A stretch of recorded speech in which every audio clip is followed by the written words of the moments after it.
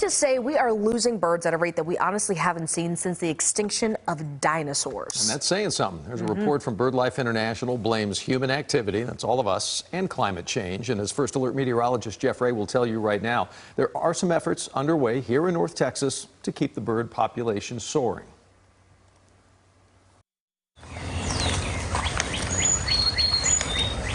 In the middle of Dallas County is 600 acres of green space, home to over 60 species of birds, including the orange-crowned warbler, a red-bellied woodpecker, the great horned owl.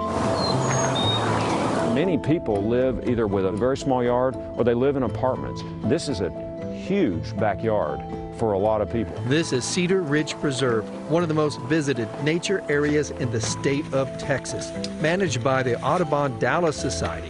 Their mission, to save bird populations. Every year, the group does a bird count over Christmas.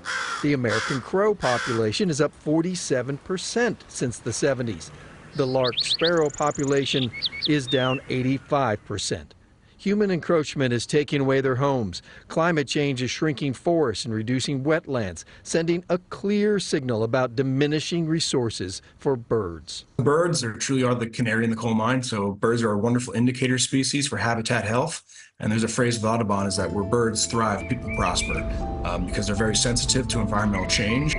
Jake Poinsettia, the Trinity River Audubon Center, says birds play an important role in our ecosystem. They eat insects that destroy crops and spread seeds that lead to plants in new areas. These plants are good for carbon sequestration from absorbing potential pollutants from the atmosphere, so loss of habitat can be a contributing factor to the impacts of climate change. Cedar Hill Preserve sits inside the city boundaries of Cedar Hill, where the city's manager says they prioritize work to protect birds.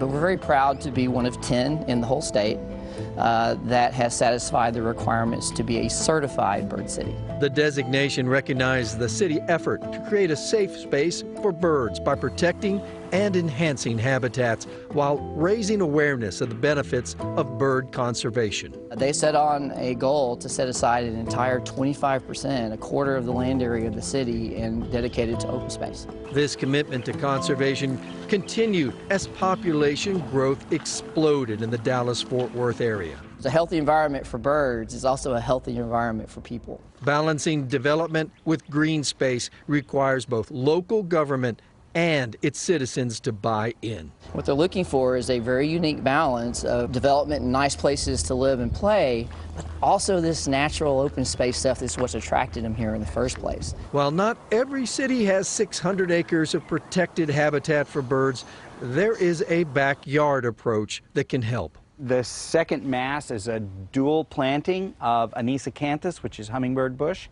and Texas sage. For 3 decades, horticulturalist Chip Clint has run his landscape business.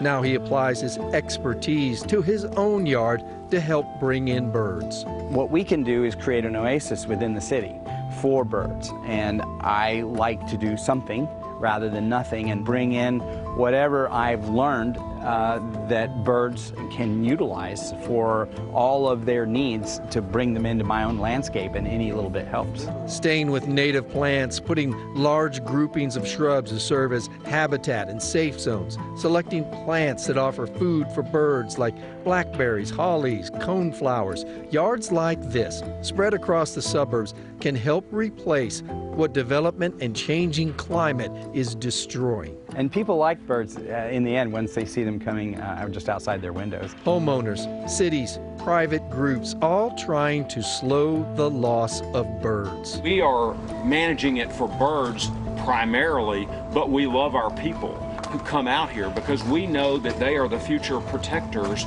of this space. And as future protectors, the fate of the bird species is largely in our hands. Jeff Ray, CBS News, Texas.